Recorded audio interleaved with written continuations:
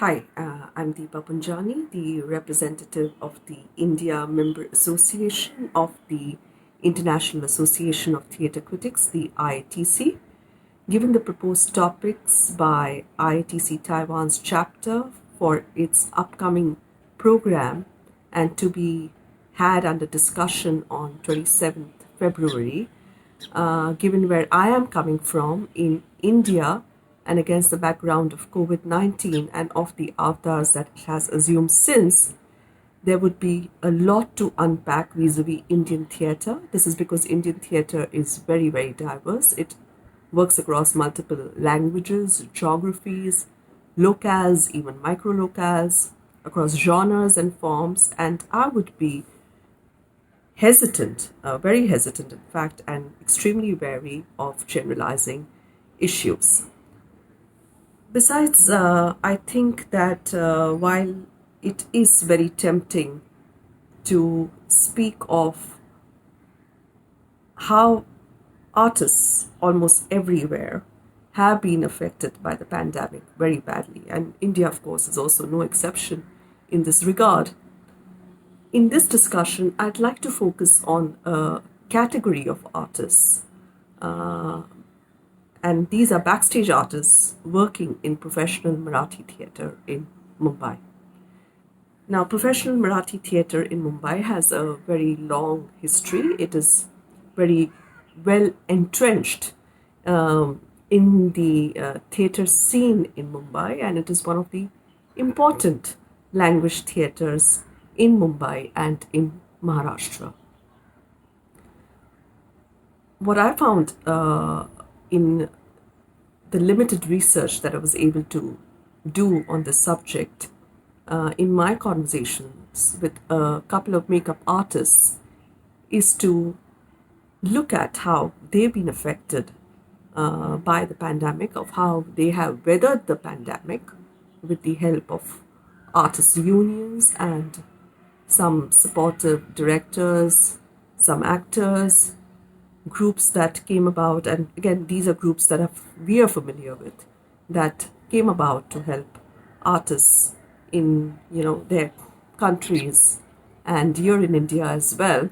And especially in India, it's been particularly difficult for these backstage artists because they received no support from the state whatsoever.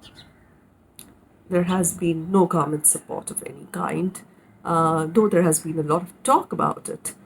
And this led me to think that there are some very crucial issues that also need to be addressed going beyond the pandemic, of what happens in terms of these backstage artists getting housing loans, getting education subsidies, retirement and pension benefits.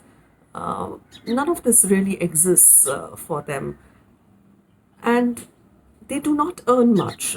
They don't make much for the shows that they do. Their income is meager, and half of the artists working in backstage in Mumbai, in professional theatres like Marathi theatre and even in Gujarati theatre, live on rent. And with their meager incomes, and when I say meager incomes, I'm also comparing these incomes to the incomes earned otherwise by actors or by actresses. There is no comparison in these incomes. Backstage artists, on an average, spend 4 to 6 hours on a show. They come to the show much earlier than the actors do to set up and to help the actors prepare. And one realizes that, of course, backstage artists usually are among the last to get their due recognition anyhow, but how would they fare in life circumstances without any support? While their unions have been instrumental in helping them find this support, state support is, as I mentioned earlier, non-existent. So I will be referring to these issues and how these backstage artists also speak of the other backstage artists that they work with. be they the costume person, the person who irons the clothes, the person who does the heavy lifting with the sets, the person who operates the lights and the sound, for instance, and so forth. Again, in India, we need to be very, very conscious of the caste and class divide that many of these backstage artists find themselves working across. So hopefully in the discussion we will have some time to address these issues that I think are important issues, critical issues, especially in the context of a kind of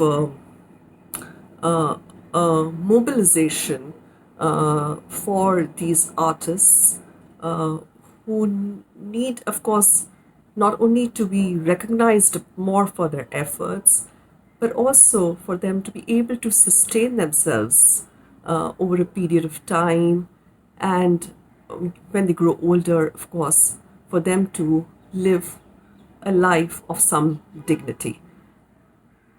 I look forward to also interacting with my other colleagues from Asia in this discussion, and I thank Iatc Taiwan for giving me this opportunity.